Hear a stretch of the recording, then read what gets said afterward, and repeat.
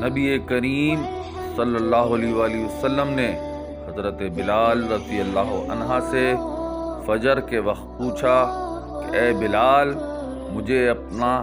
سب سے زیادہ امید والا نیک کام بتاؤ جسے تم نے اسلام لانے کے بعد کیا ہے،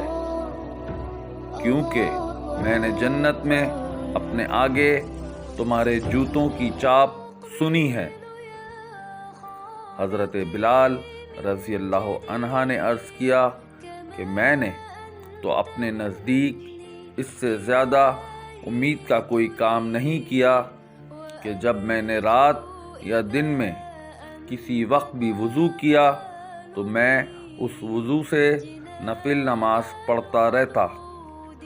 جتنی میری تقدیر پر لکھی گئی تھی۔ صحیح بخاری نمبر 1149، کتاب تہجد کا بیان۔